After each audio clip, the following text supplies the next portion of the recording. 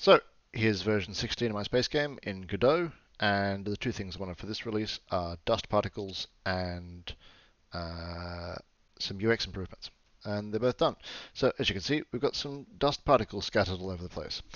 So this was my first foray into particle shaders in any language. Shaders had always been this sort of scary, mystical, high-end graphics thingy that was hard to understand. But turns out it's just a little program you write in a slightly weird way and give it to your video card, and it does it for you. So yeah, the purpose of these dust particles or these dust motes is to provide some uh, inertial reference frame for when you're flying a ship around. So you can see them, even if you haven't got anything moving in your field of view, they provide a little hint for what direction you're moving, whether you're turning or not, and all that stuff.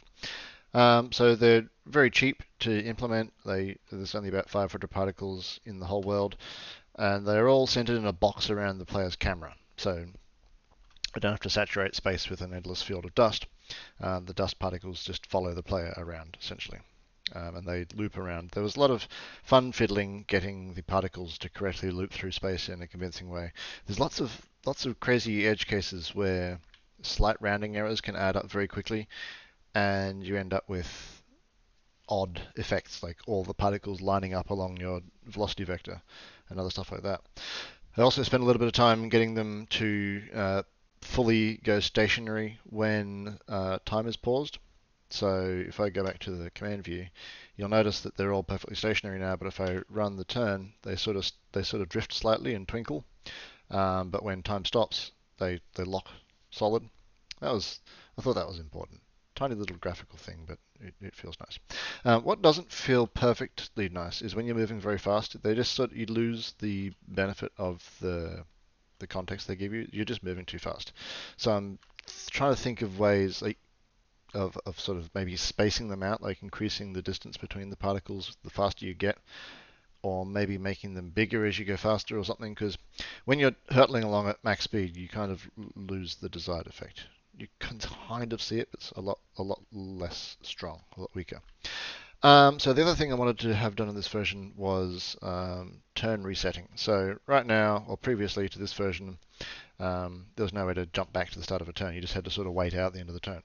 But now you can do something and they go, that's no good, and then just tap the play pause button and it jumps back to the start of the turn and you can have another shot. And you can, oops, didn't mean to do that. Go back again, start from scratch. So that's a nice little helpful thing to do. And it works pretty well. Haven't found any bugs with that yet. So for the next release, what I want to do is add some HUD, specifically to enemy ships, or maybe friendly ships as well. I don't know.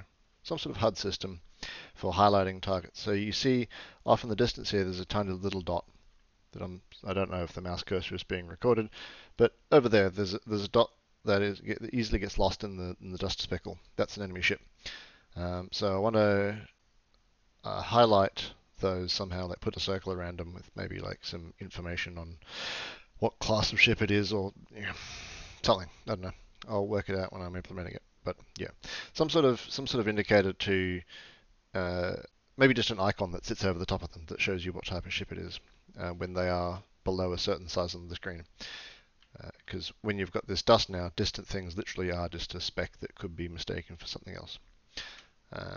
Yeah, so that's that one. And the thing was, now that I've dipped my toes into shaders, I want to have a go at a warp in effect.